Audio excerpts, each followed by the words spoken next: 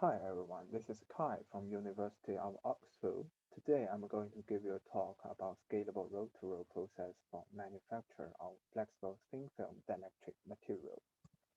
Firstly, introduction. As we know, in past few years, the market of flexible electronics is expanding rapidly, and it's forecasted that market size will be $74 billion in next decade. To realize massive production of flexible electronics, a scalable manufacturing process is very important, and this project is going to explore a possible scalable process for manufacture of organic thin film dielectrics. In terms of printing techniques, there are two mainstream, contact printing and contactless printing. For contact techniques, printing plate is directly applied onto substrate and transferring materials of interest onto the substrate. For contactless printing, objective materials are directly printed onto substrate without any printing plate or shadow mask. Here are techniques we are using in this joint project between Oxford and ENR.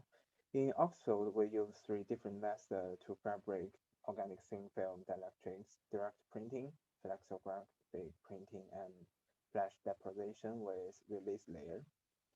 And in Epson Rennick, we use a series surface treatment techniques such as argon plasma, hollow cathode plasma, and ambient corona discharge treatment. This is a material of interest in this project. It's TPGDA. And in the direct printing process, it is similar to gravure printing technique. We explore it firstly with Oxford printing system. In this image, we can see Annex roller transfer TPGDA monomer onto printing roller, and then pattern the printing plate can print liquid monomer onto main drum. Afterward, E-beam initiate cross-linking reaction of monomer to form dielectric thin film. Flexographic is a reverse version of gravure printing. The top image here is flexographic metallization. We use Cortex oil as liquid mask. Printing patterned liquid mask on PET substrate firstly, and then vaporize the aluminum particle can deposit on substrate. At the same time, high temperature of aluminum particle will cause evaporation or decomposition of Cortex oil. Finally, the patterned metal electrode can be obtained. Same mechanism with the flexographic printing TPGDA. A liquid mask layer is created on substrate, and then vaporized TPGDA monomer is printed onto substrate. Afterwards, it is killed by the electron beam. Printing with release layer is often used in manufacture of silicon-based integrated circuits. In this project, we tried a water-soluble gelatin as release layer. Firstly, using patterned PDMS stamp to create thin layer of gelatin mask on PET substrate under ambient condition. Afterward, deposit TPGDA as dielectric thin film. Finally, use hot water to wash away the gelatin release layer, and then patterned TPGDA layer will be kept after washing.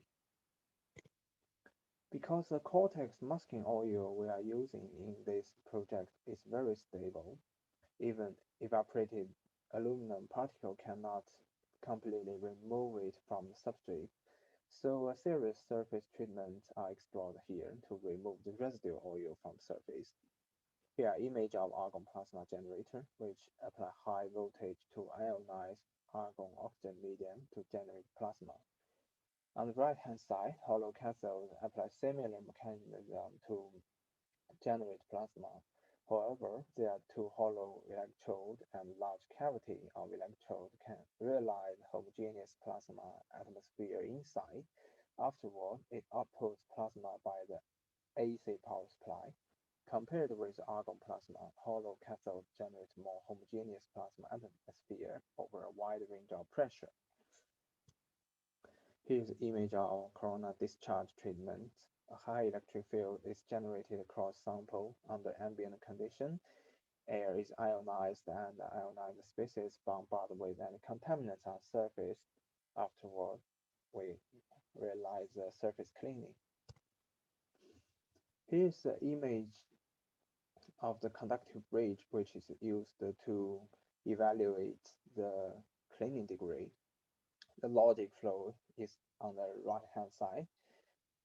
As more residue oil is removed by the surface treating techniques, which means we can obtain a high quality of conductive bridge in the evaporation process.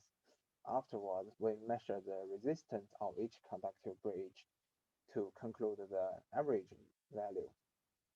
So if the average resistance of conductive bridge is very small, which means we have a good cleaning.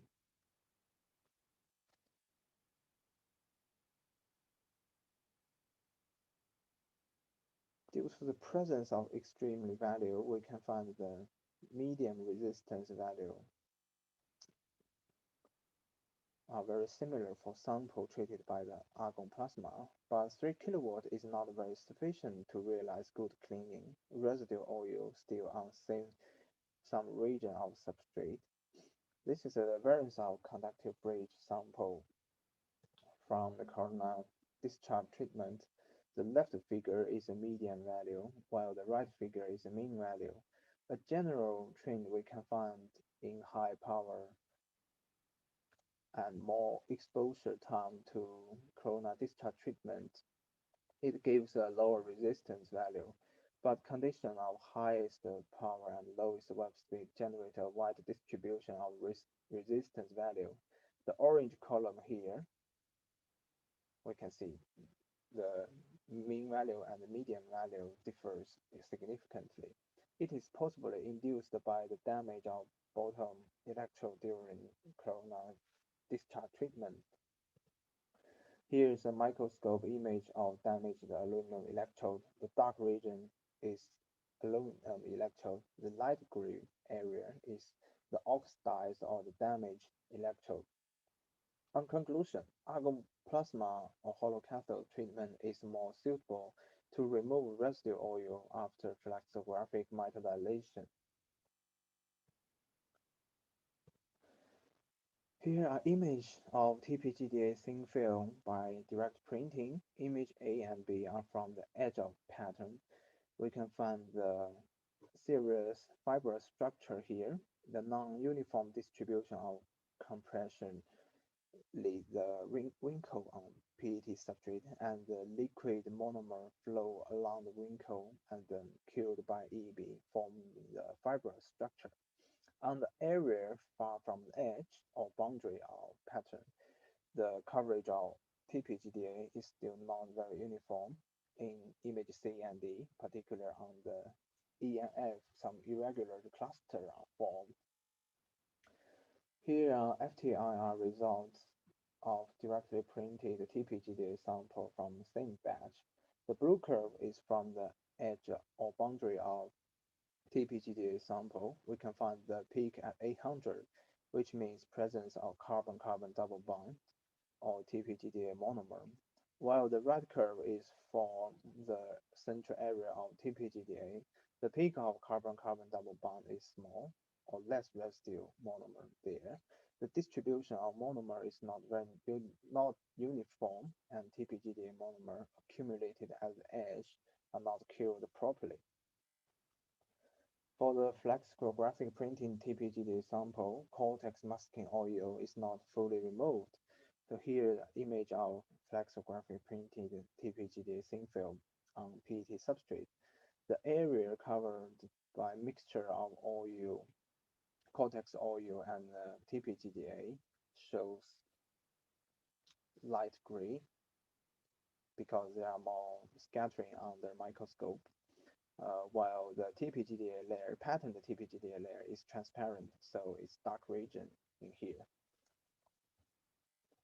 Here are FTIR results comparison between TPGDA covered region and mixture covered region. The peak between 1180 and 1220 indicates the presence of fluoride, and the peak at 985 indicates the presence of carbon-carbon double bond. To remove the residue cortex oil, we apply argon plasma treatment and hollow cathode treatment as well. To here are results from argon plasma treatment. We can find 1 kilowatt plasma is not sufficient to remove the residue oil, while with increasing power to 5 kilowatt, the contrast between TPGDA covered region and the residue oil covered region is reduced, which means most of the residue oil is removed. It's good news. However, hollow cathode treatment is less effective to remove the residue oil compared with argon plasma. A possible reason for the difference is the oxygen content in hollow cathode treatment create more cross-linking reaction between TPGDA monomer or oligomer, and then cross-linked TPGDA locks the cortex oil, inhibiting evaporation of the masking oil. After surface cleaning, we think most residue oil are removed, so it's difficult to reuse the FTIR or optical microscope to investigate the content of residue oil. So here are two AFM images of sample treated by 5 kilowatt argon plasma with web speed of 0.15 meter per minute. On the left two sides, on the last two slides, the color contrast of this sample is very small, but the contrast of AFM image is more helpful to visualize residue oil. It can be found the mixture of residue oil and TPGDA is still on substrate. A possible reason is that plasma treatment causes more cross-linking reaction, and residue oil is locked under TPGDA network. It is more difficult to remove the mixture totally. In this project, we use water-soluble gelatin as release layer. Here are steps to create a release layer with PDM damp. After gelation, samples are fixed onto main drum or web coater, and the thin layer of TPGDA dielectric was deposited, finally using hot water to wash away the gelatin materials. Here are image of TPGDA covered aluminum electrode after water washing. Because the TPGDA thin film is transparent, the color contrast is very small. The lead area here is edge of TPGDA thin film. The right hand side is covered by the TPGDA film, and the left hand side is aluminum electrode after water washing. Some breakage of aluminum electrode occurs during water washing.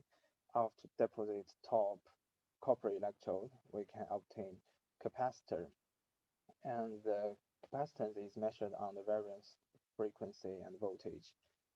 The results are plotted here. The dielectric constant is estimated about 4.18. Finally, conclusion. In terms of surface cleaning technique, argon plasma is a suitable solution, and it can be integrated with a flexographic metallization system to achieve surface cleaning inline. Similar mechanism, flexographic printing TPGDA is limited by the issue of residual mixture of cortex oil and the TPGDA monomer.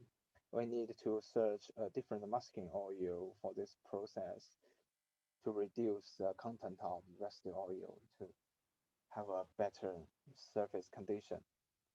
Direct printing technique is easy method in this project to create dielectric thin film, but the poor surface morphology is not acceptable. However, it can be used to print release layer because release layer will be finally washed away, so the rough surface will not affect the quality of dielectric materials. Thank you.